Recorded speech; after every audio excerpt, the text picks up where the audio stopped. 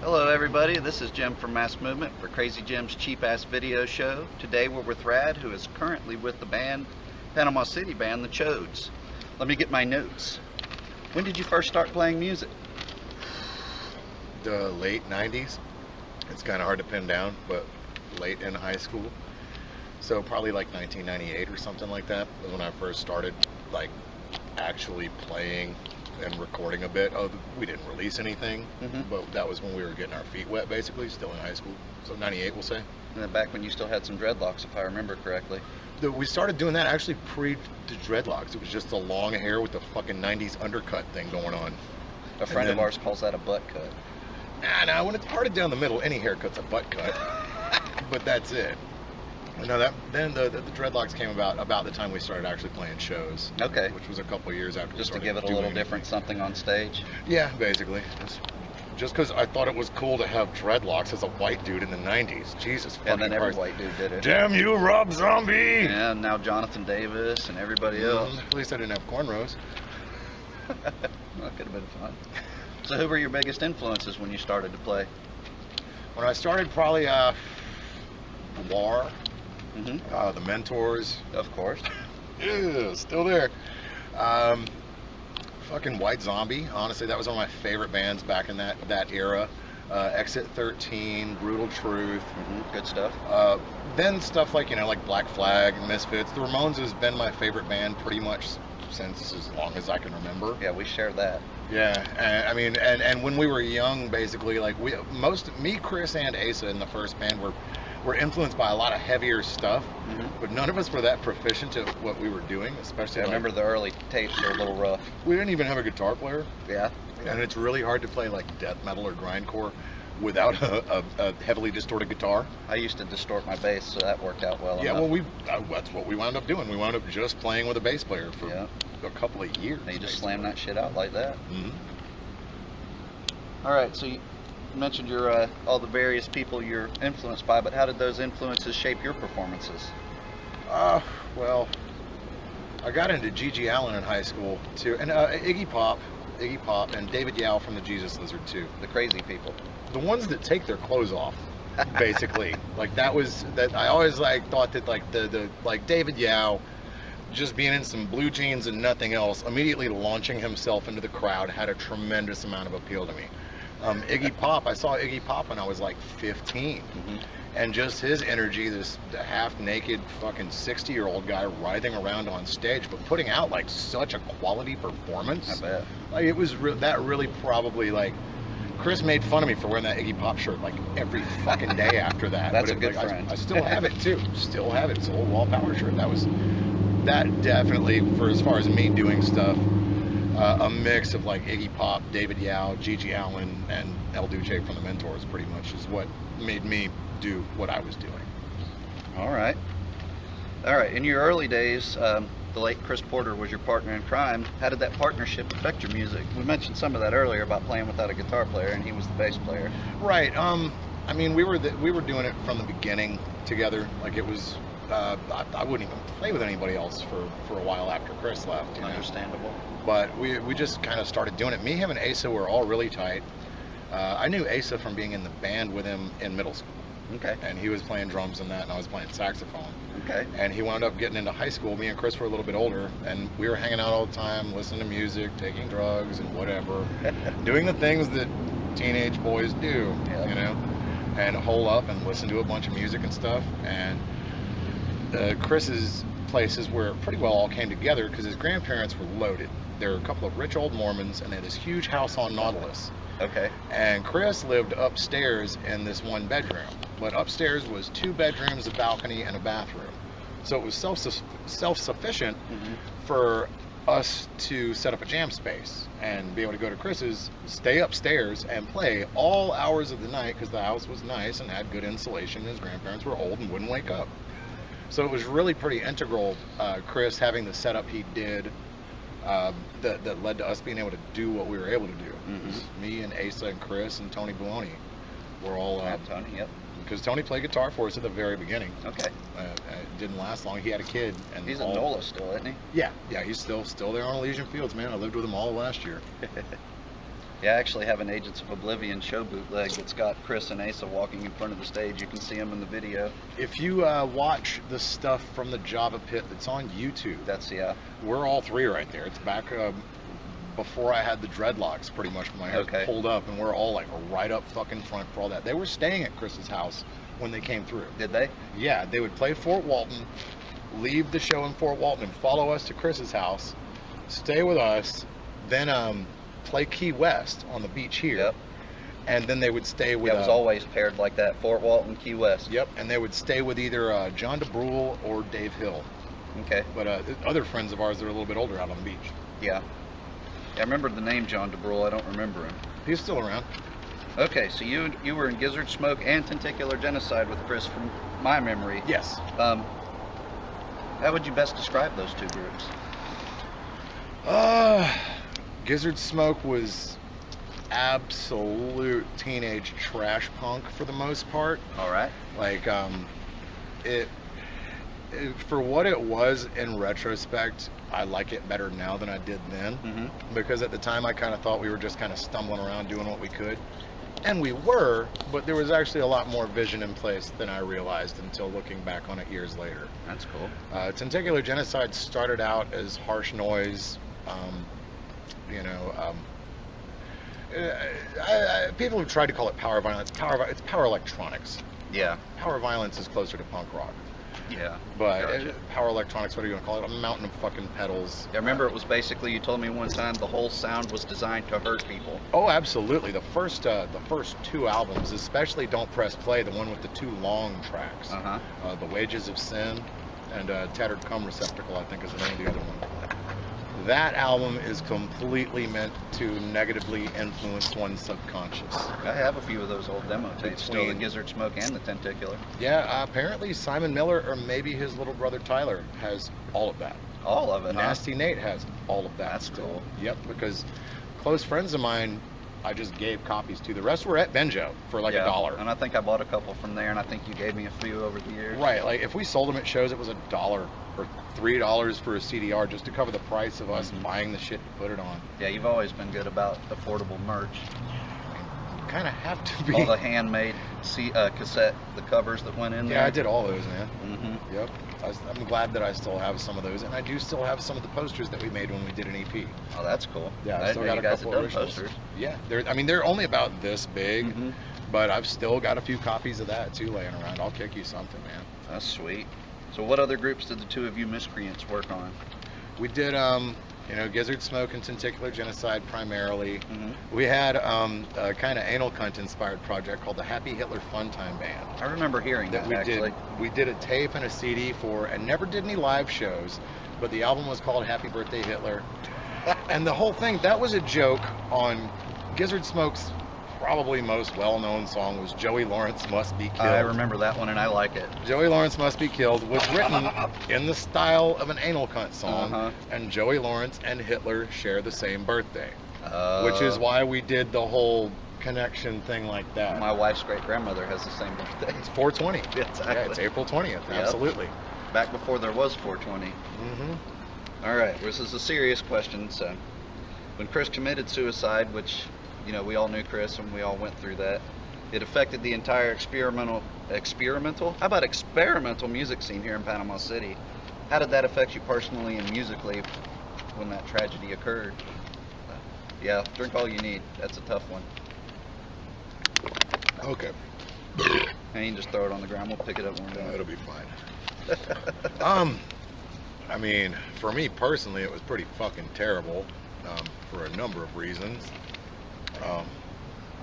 The scene, it persisted. Was it affected? Absolutely. I mean, we were, at the time, the experimental scene here was Scott Bazaar doing a lot of stuff. Yeah. And us doing a lot of stuff. And we didn't have all these kids like Joel running around. No, we all combined forces at various times, too. Right. And that's where Hipnox came from, for the most part.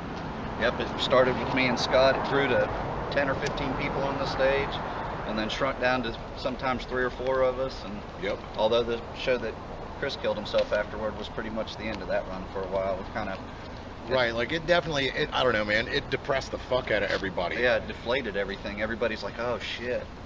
Yeah, I mean, that was fucked up. And I mean, I kept on going after that. But it was like, it was one of those things I knew that I had to continue doing tentacular genocide, but I didn't want to do it. Yeah, I remember you. Honestly, you eventually kind of did it by yourself.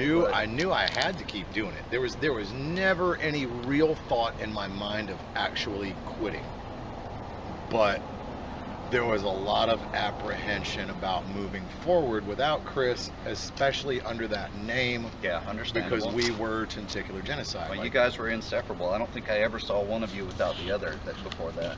Probably not. I mean, we were together all the fucking time. And that was from the time we were about 14 until he was 22, I was 21.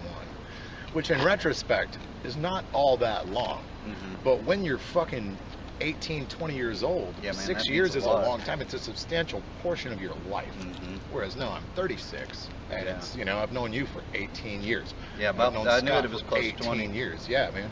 Because I got out and started playing shows like right about when I turned 18. Mm-hmm. It was the summer after I got out of high school. We started booking shows all the time. Yeah, I saw several of those shows, and you played that one event that my wife and I set up too. So that was the Gizzard Smoke reunion. That's right, and Chris was a much better bass player then than he had been earlier. Oh, I'm sure he was, and he was slapping, popping, and all kinds of stuff. The guy playing guitar for us, Justin Bell. Yeah, I remember him. Him and Chris were living together, and they were playing all the time. So they were constantly getting better. Well, because what had happened, and I'll get around to the other part of your question in a minute. That's fine. But when Gizzard Smoke, Asa moved is why we split up. But we didn't really split up. Me and Chris just kept doing TG. And we got Ron Shackleton from Big Black Cat to play drums for us. Love Big Black Cat. Oh man, me too. So we got Ron to play fucking drums for us, and he was so medicated. And we were like 19, and he was like 50. And he had heart problems, and he was on Oxycontin, and he was still living with his mom. And it was just like a weird experience us playing with him. That was when we started actually like covering Black Flag though. Okay. Which I don't think anybody ever got to see us do. We played Gimme Gimme Gimme. Yeah, so I remember it being all originals when I saw you guys play. Yeah, we probably would cover Misfits songs. I gotta say Sniffing Your Panties was one of my favorites. That and that Big Black Cat, the last show Big Black Cat played was the first show we took my son to. Oh wow! He was in a stroller and we walked up there and watched it.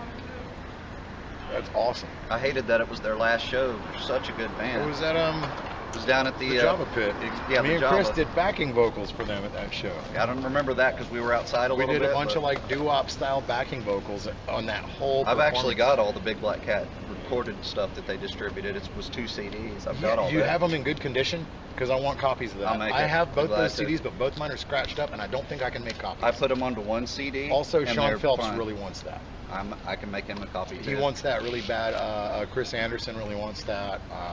Like I said, I have half a dozen. Yeah, you can sell them, dude. I mean, I would just give them out. Exactly. That's what I don't sell shit like that, especially when it's not my music. That's just not cool. But anyway, we got Shaq, and we got Justin, who was working with me at the time that we were doing Gizzard Smoke, and was one of my good friends. He just wasn't in the band. We never thought to get him on guitar until after Asa left, and me and Chris kind of had a little bit of time to think about what the hell we were doing. Mm-hmm. And it's like, well, we got a really good guitar player right here. Yeah. So we'll get Shaq on drums, we'll get Justin on guitar. Hell yeah. That lasted for a little while, and Shaq just was not very reliable. He wasn't I think he got, after Big Black Cat split up, I think he got kind of depressed and was drinking and drugging a little harder. He literally passed out behind the drum set a couple times. It was just like, oh boy, poke him, wake him the fuck up. Hey, jab him with something. Yeah, we got to play this song, And that got Justin in with us. And Justin and Chris hit it off really good. Chris wound up moving in with Justin. Mm-hmm. And they played all the time, which is why at the Celebration of Diversity show, we did actually you remember the name of it. yeah. We had to edit our set a lot, honestly. And then you played Sniffing Your Panties last, and I'm like, well, Rad. I knew to expect it, and it didn't bother me. I was waiting for complaints, and I didn't get a single one. Well, that's good. Not a single part. But of course, by the time you guys went on, it was really just the people who were there to see you anyway. Yeah.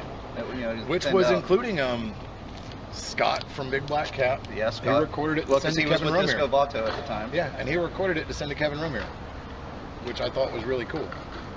But that Chris and Justin living together, you know, we did that show, and then it was just a few months later whenever Chris passed. Yeah, well, I remember that. Wasn't too far. And Too far out. him and Justin were living together.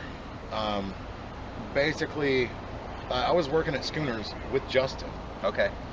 Justin had gotten a girlfriend over here, kind of, like in the Cove area. Yeah. So he wasn't home a lot, and Chris had the house to himself for a couple weeks, and apparently all he was doing was like a lot of drugs and a lot of being depressed. Yeah. And, you know, he had that breakup go on. I heard somebody told me that he had gotten off of meth, was clean for a bit, and was getting back on it at about that time. I mean, Yeah. is that really what was going on? That's, as far as I know, yes, because truth be told, whenever I was about 18, we started doing that.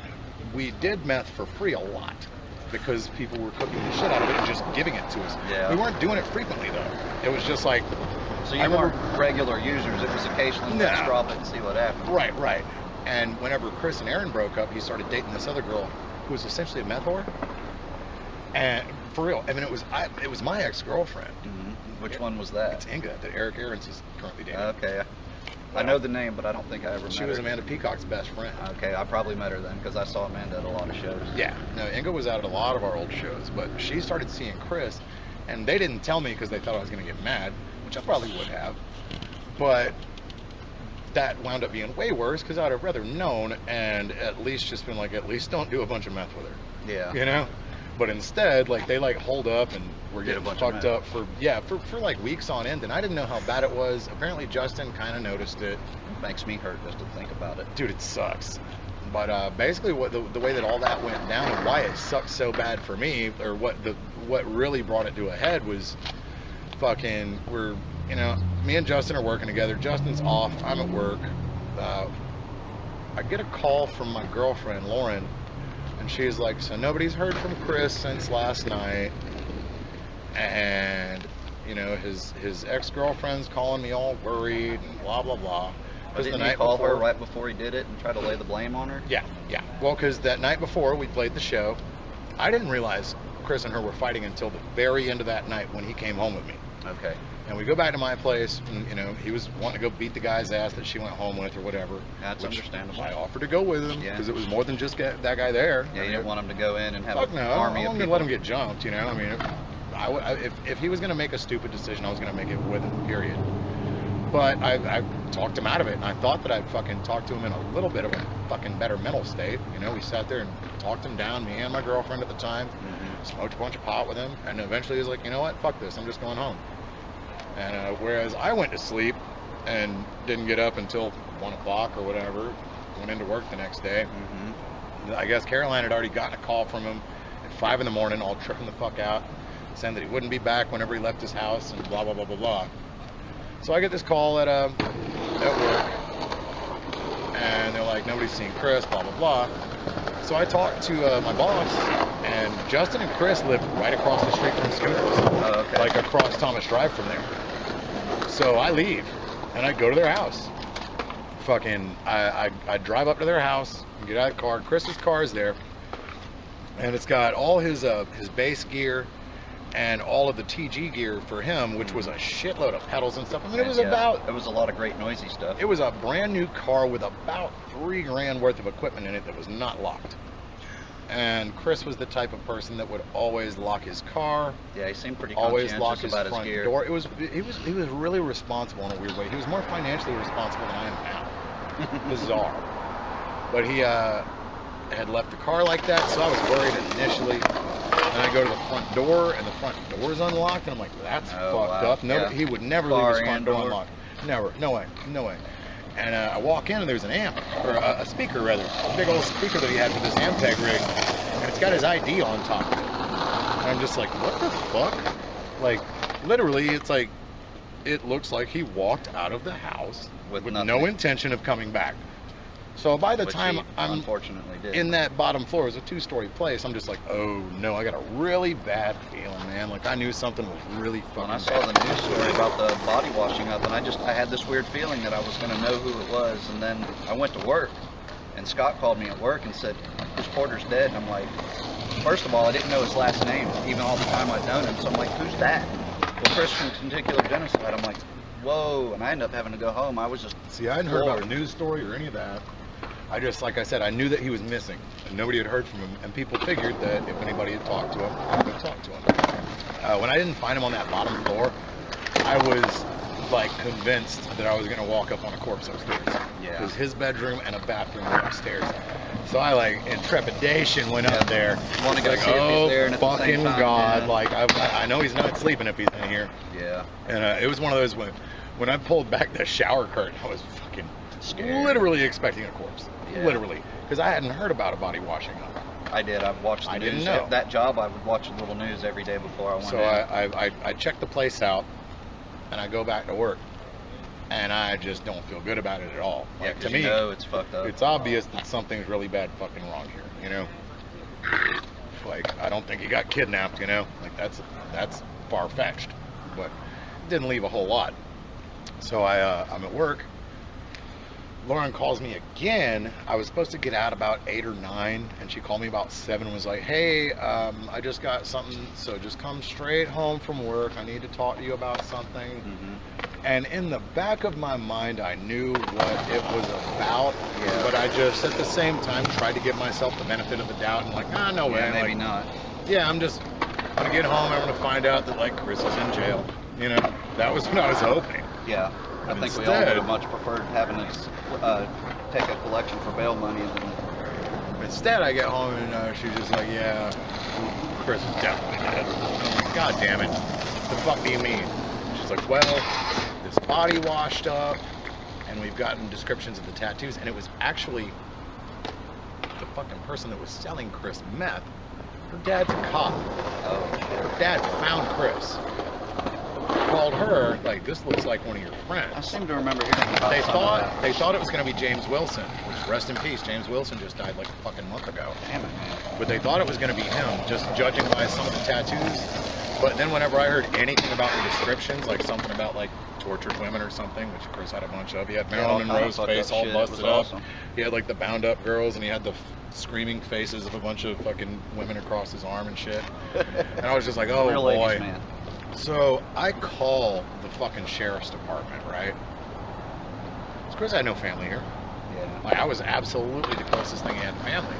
I call them, I'm just like, so, y'all got a fucking body up there. I am missing one of my friends right now, and I can tell you what he looks like. Yeah. I can go into vivid detail on his tattoos if that's gonna help too. Yeah. And I started, you know, he's bald, he's fucking 22 years old, probably looks older though, you know, 180 pounds, 6 feet tall, but he's got a bunch of Violent tattoos. tattoos of violence against women for the most part that you would probably find disturbing, and they're just like, come down here. That's God. offensive, but I still like it. And I'm like, okay, because they're just like, come on down. I'm like, oh shit. Yeah, so you Well, gotta go. shit, you know.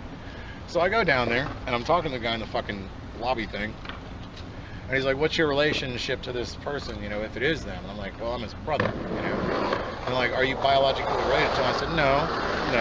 However, his mom lives in Birmingham. He moved here fucking 6 or 7 years ago to live with his grandparents. Now he's 22. They've moved away back to Alabama. So it's literally just him and like me. And they're like, well, we can't show you any pictures. We can't show you anything. We can't really do anything about that if we can't confirm that you're related. And I went, okay. Well, if it is him, he's going to have this tattoo right here. Only the meat hook's going to be rusty. And instead of being right here, it's going to be right up here, but on the same arm. Because we got these done together. Okay. Because we are brothers. Yeah. Right? It's the Gizzard Smoke fucking logo. The guy goes, okay. And he fucking takes me in the room Oh yeah. and shows me a portfolio full of pictures of Chris's dead body, man. And just fucking... because they documented like all of his tattoos and stuff. He looked pretty good, honestly. He drowned. Well, yeah, he didn't. He didn't took a go bunch out of sleeping violently. pills. For anybody that doesn't know, he took a shitload of sleeping pills. We found the fucking empty bottle of Unisom on the table, and we knew he'd been taking sleeping pills just because he was doing meth, and he worked at an animal hospital in the mornings. So he would get real fucking high or whatever, and then drink and take sleeping pills until he could actually get sleep before work.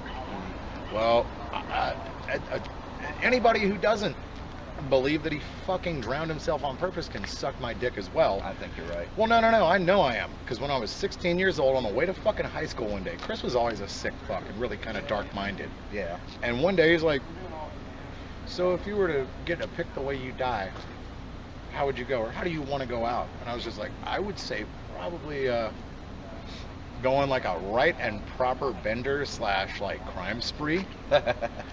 And do kind of like Nux was trying to do in Fury Road. Fill my fucking vehicle with accelerants and explosives. Yeah. And have me some guns and whatnot and shoot at the fucking police so they fucking chase me or whatever. And either collision into like a truck and try to blast myself at the same time, or just go out in a giant fucking fireball upside a bank or something fun, like something big and spectacular, you know? That's what I want to do. And he's like, oh man, not me. I'm like, the fuck do you mean? He's like, I'd rather drown. When you drown, it's just like going to sleep. Like doing a bunch of whippets and going to sleep. Now, of course, at first, your lungs are going to fight the water going in there. But eventually, your body can't stop the water from coming in, and you're going to start inhaling water. And when you do, you're going to start losing oxygen. And it's going to be just like doing a bunch of whippets and ketamine and stuff. And then you're just going to basically go to sleep because you're going to not have oxygen. And I was like, man, I don't think it's going to be that easy. That sounds like you're going to fucking go through choking and trying to breathe air while the water's coming in. I don't think I fucking like that. Yeah. But that was how he told me he wanted to die. Tony Boney has a story about them. It was after one of those agent shows. They were down on the beach. I was with them, but I was up fucking on the street. They went down on the beach. We were all fucking drinking and stuff. And they went in the water. And I was fucking throwing up and shit in this park, basically. That's what was going on. But they went down to the water, and Chris apparently was fighting the waves and like spear attacking them, really rough surf, and just completely throwing caution to the wind. And Tony had to pull him out of there and stuff, and was just like, Jesus Christ, man, like, this is fucking dangerous. You can't be this fucking sloppy fucking trying to fight the ocean like this. The ocean's gonna win every single time. 100% of the time, it's gonna win, and you're gonna die. And Chris is like, that was it, you know? So when that did come to fruition, and what happened was an old couple was looking for seashells at like 5 in the morning. Some old couple from Canada, July, you know. Yeah, snowbirds. And fucking found Chris's fucking body by Regency Towers. I wound up working at Regency Towers a couple of years ago. That's weird. On the tiki bar, overlooking that piece of water. That was bizarre, that had man. to be difficult. I posted about it on Facebook a couple times just because, like, my view, if I looked towards the water, was where they found my fucking best friend, you know? Well, I think that's enough of the serious stuff, so why don't we go to something more fun? Okay.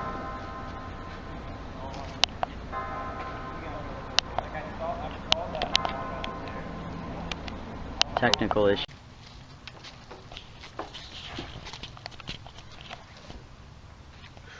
It's the transformation, you see.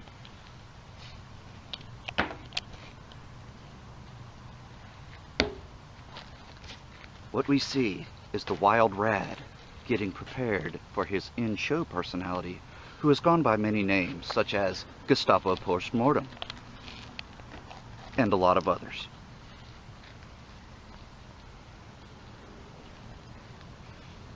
See, that's a sign of quality in a good wrestling mask.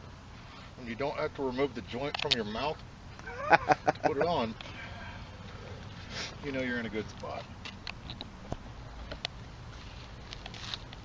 So do you have an AKA for the Chodes? No, I strongly suggest we do like the Ramones. Yeah. And make everybody's last name be Chode. Uh-huh. Like Rad Chode, Matty Chode, Uh-huh. Squid Chode, Horton Chode, whatever. Okay. Like, that's what I think we should do. But as of right now, no. Just Rad or whatever. Rad Raucous, fucking. Yeah, I remember Rad Raucous. And Stranger Fly, that was a good phase. I still do that. Good, good. For those of you who don't know, Stranger Fly is Rad's side project where he does poetry. Of course, from his point of view. He's not reading Robert Frost or any of that stuff. Now, more recently, you have been in Pig Chicken. Boy, Pig Chicken Suicide. Let's try it that way. And now you're in the Chodes. What other bands have you been in besides that in between? The first time I moved to New Orleans, I was in like a radio rock, southern rock band That's weird. called Humble Gun. Uh-huh. That was kind of like Alice in Chains meets Leonard Skinner. Cool. I guess so. It's not like anything I ever would have just done on my own accord. But I answered a fucking it was before Craigslist and all that. Mm-hmm. It was the New Orleans Punk Classifieds. Okay. A bunch of guys. Okay. You ever seen that ska band? They're called Fatter Than Albert. No. They played A&M a couple times. They're good. They're actually good. Fatter Than Albert started as being a band called Hallway Karate, which was a bunch of high school kids in like Metairie in New Orleans that were doing fucking ska and like 90s fucking gay punk, basically. And I moved there in 2004 or whatever and answered the ad from the guys from that original band that started a different band. Because they had a guy that was an absolute shredder on guitar, and he was classically trained since he was a kid, and he'd been getting paid to play since he was 12. And he had this vision of doing Leonard Skinner meets Alice in Chains, and they wanted a vocalist like me, I guess, which was really weird. Yeah, because that's a little mainstream. I wish I still had the recordings. There might be one song left on the old MySpace. Jesus Christ. Does MySpace still exist? Sort of. I've been able to find a lot of pictures on there because there's a lot of shit documented on MySpace, especially the pig chicken suicide era that I wish I fucking had now. Yeah. Like, I mean, there's just the sheer volume of great pictures from our shows. I can still get most of those on MySpace. All the music though is pretty much gone. And with Humble Gun, we didn't really have. The band was called Humble Gun too, which I fucking fought against. Oh my god, it's a little sucky. I wanted to call us the Dead City Fugitives. That's pretty sweet. The fucking Humble Gun was what we went with, or whatever. But that was it was their band. I answered a call to be their singer, and that's what happened. And it made the band, I don't know, to me, but this is me, have a little bit of street cred at least, instead of just being some radio rock jerk off. Yeah. Because we were getting booked on a lot of mixed shows with like ska bands and like jug bands. Like, I swear to God, we played a show with Emmett Otter's fucking jug band at the New Orleans. Yeah, it's those fucking crust punk assholes that fucking ride the rails because it's cool or whatever, and fucking play washboards and fucking wash tub basses and shit and fucking ukuleles. But we played with that, and their fan base didn't like us, but I didn't like their fan base very much either. So it was mutual. The saving grace of our band was me being, fuck you, Emmett Otter. Yeah, you. And fucking Jesus Christ, man. It was... Brothers. I went off on our lead guitar player's uncle at one show. The guy that made our fucking shirts and stuff came up and bought a CD from us, and we played a song, and he's like, you guys need to put that on the MySpace. I'm like, it's on the MySpace, you stupid asshole. And apparently that was enough to start a fucking problem of some kind. But at the same time, that was what I liked about being in that band, because it was like I was kind of the mismatch in there. Yeah. But I sounded good. I could sing all the bullshit they wanted me to. Yeah. But you've always had a diverse sound. I can sing. I'm not fucking great or anything, but I can sing, you know. But it was funny to be in a band like that, where like they had me in the band for my actual abilities, but they couldn't rid me of my stage quality at all. Even though it didn't really fit for that band per se, it fit for the shows we were on. Gotcha. If we were supposed to open for Cowboy Mouth right before Hurricane Katrina hit. Like, we had gigs lined up where we probably would have made some money. We would have done all right. And dude that played guitar for us, his boss was Chris from that band X-Hoarder. X-Hoarder is one of the first fucking 80s death metal bands. They're one of the first blast beat, badass death metal bands. Chris is the drummer from that band. He's best friends with Buckethead. We're supposed to get into a private event with Buckethead at his record store. Shit like that. Like, just opportunities I would never have with the Chodes or Pig Chicken Suicide or anything else I've ever done. Just because everything else has been kind of far out there. And this was, I didn't even try to be a radio person, but it was there. Gotcha. Now, standing here watching you drink steadily on these beers, when you perform, you act very inebriated. Are you actually that drunk when you play, or do you play it up some for the audience? Both. Both? Like, I pretty well, I've got a bass line, and I don't know, for me, it's no secret that my whole character acting thing for every single fucking band I'm in is the stupid rocker guy. Yeah. Like, that's a lot of fun to watch. It was the pig chicken thing, only that was my stab at death metal culture. Yeah. And the elitism and the fucking way that people take themselves so seriously in a lot of grind and death metal and stuff. But at least grindcore has traditionally been a little bit more humorous. Yeah. Fetal Juice is one out of the UK that are very humorous in our grindcore. I saw a little short documentary thing with them, and that shit was hilarious. Oh, their music is great. It was basically showing a straight dude grindcore for the first time, or death metal for the first time. And yeah, it was great. He enjoyed himself too. Oh, that's awesome. You know, being immersed in the crowd, getting Beetlejuice shirt. But yeah, it was actually really cool. That's awesome. Now, even on a small scale, you are actually influencing other musicians or wannabe musicians or future musicians, including my son. How does that make you feel? Pretty good. I don't quite understand it. I don't think I ever will understand it. But I like it. Like, Are you one of those people like, I am not a role model?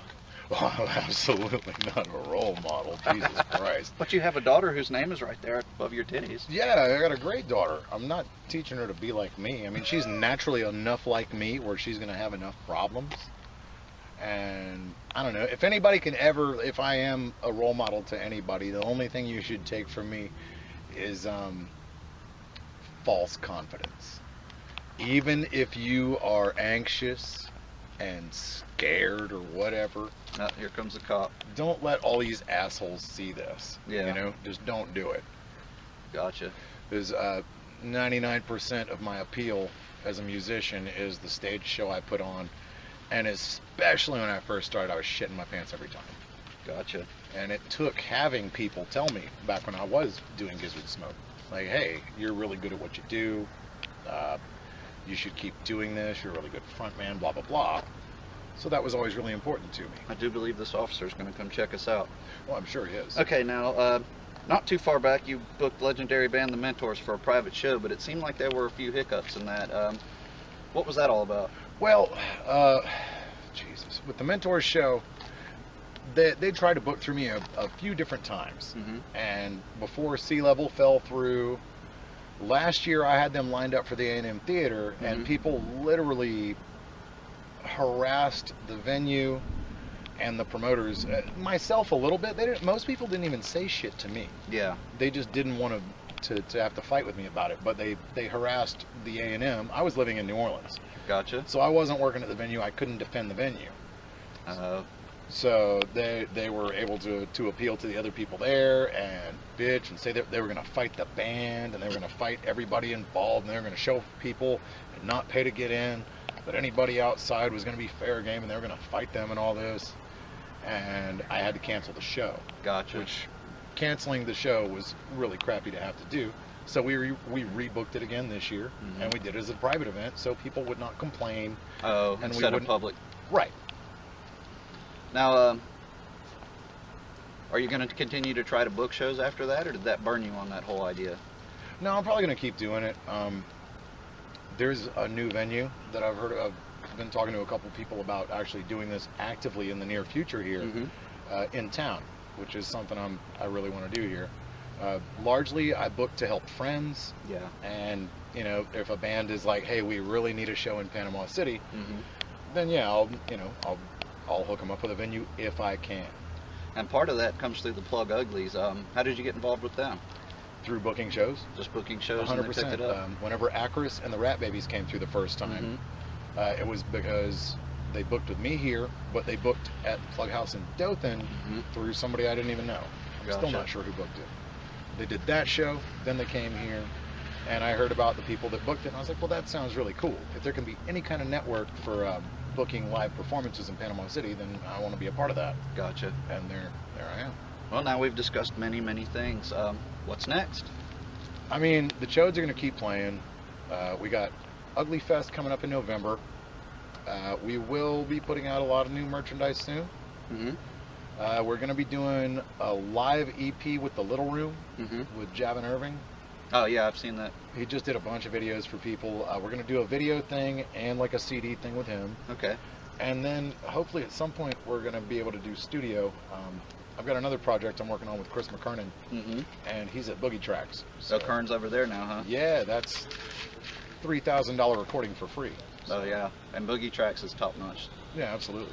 All right, so when is the next Chode show? Is there one scheduled? Locally, we don't have anything booked but November 17th at Ugly Fest in Pensacola is our next gig that's officially booked. Fantastic. Well, everybody, I think that's it for Rad from the Chodes and most other bands here in Panama City.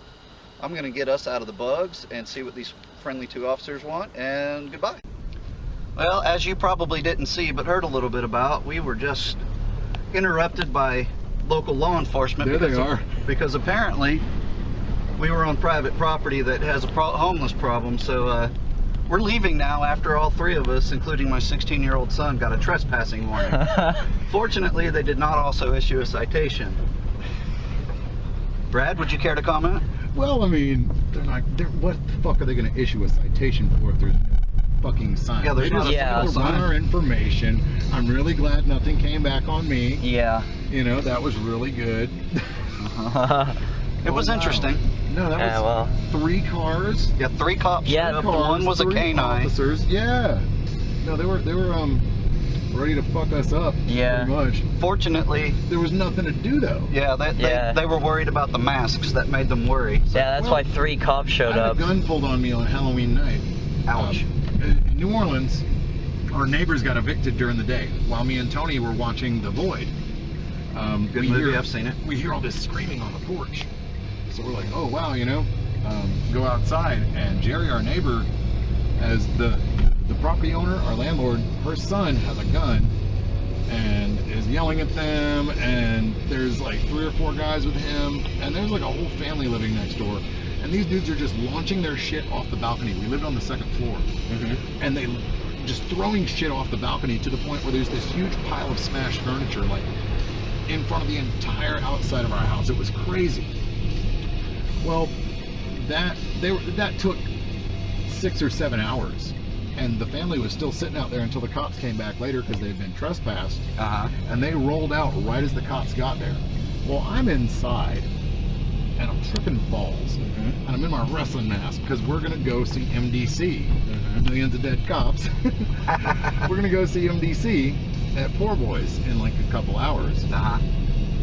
So I'm outside just smoking a cigarette or something, and the police shine their light up on me because they were checking out all the debris out in front of the house. Yeah. They were just like, what is this, you know? And came out to investigate that, and then they see me, and they're like, come down here. And I'm just like, okay. You know, I'm standing on my porch. Yeah. So I'm like, yeah, sure. And I'm confident because I'm standing on my porch. Yeah. I'm not like doing anything wrong. I don't have anything on me. There's no reason to leave the house. So I walk down there, and they start pointing guns at me and telling me to take the fucking mask off. And honestly, I'm like, it's Halloween in New Orleans. Yeah. I did not think they were going to step at me like that whatsoever, but they were not expecting to see a guy in a wrestling mask right then, right there. So this is not the first time I've experienced this. Maybe we need different Mexican wrestling masks. Yeah, right? I can't believe I got a warning already. Shit. Well, just don't go back there in a year and you're fine. Wait a year and a day. Yeah, fuck it. You know, if it weren't for things like that, though, we wouldn't make those valuable memories we'll cherish as we get older. Yeah, I can't wait to brag to my friends that I could have gotten arrested. Yeah, well. Well, you know, what's more appropriate when you're interviewing Rad? The police actually getting arrested with me. Yeah, dude. I mean, that's making a party. That's the full experience. Woo. Yeah, we had a party down at the Chapman Park building one time in Forest Park, and somebody who came left the car door wide open, so the cops come in there thinking we were robbing the place, and they didn't point the guns at us, but they had them drawn, and we're all like, you know, just hanging out. We didn't have any drugs, any alcohol. It was all just, you know, none of that kind of stuff, and like, holy shit. Yeah. Well, they came in there ready to fire. That shit'd be really scary. It was. And then one of the guys that was with us, he was standing in the little kitchen area where you had a little window, and he comes out and threw both hands straight off his side like the Jesus Christ pose, and we don't have any drugs or alcohol. Of course, the cops, we were all... Now we're searching the whole house. Yeah, we were making a snack. Cut the couch open. And we were making a snack in the kitchen, so we were all looking over it, and so the cops were like, what do you got back there? Oh, it was nachos, man. It was a little bit of a debacle there, too.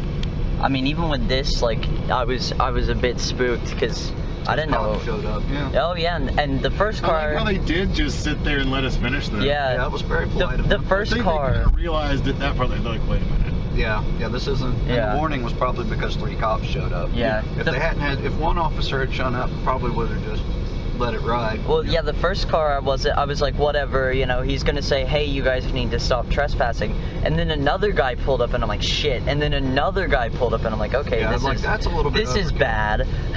Well, you know, they got to do their jobs, and there's probably not much going on yet. Not Well- until the drunks start to leave the bars. Well, yeah, the season just ended too, so they're like really kind of pressed for shit to do. Yeah, well, you know, it's time to meet those ticket quotas that they always say they don't have. Hey, 3 guys, 2 with luchador masks, smoking and drinking. Yeah, you can really understand where they came Oh, from, and yeah. it was more funny than anything. Yeah. Yeah, they had a good sense of humor about it. Mhm. They were cool about it. They just, you know, we didn't know, and I think it's they funny didn't because know. their eyes are bugging out. They're looking at my tattoos because I got the Bukowski Yeah. community and a fucking 666 under my nipple and stuff. And they're just like staring at me. And I'm like, I'm not putting the shirt on. 'Cause this mentor shirt, what does it say here? Warning, listening to this band may cause slut fucking, intoxication, alcoholism, drug addiction, copulation, sexual harassment, and masturbation. Yeah, I'm pretty sure that would be And worse. masturbation's misspelled. Oh, well, that's too bad, because that's a very important part of most people's lives. It always makes me laugh when I see it spelled like master. Yeah. Mhm. Well, I guess that's when you're really good at it. Mm-hmm.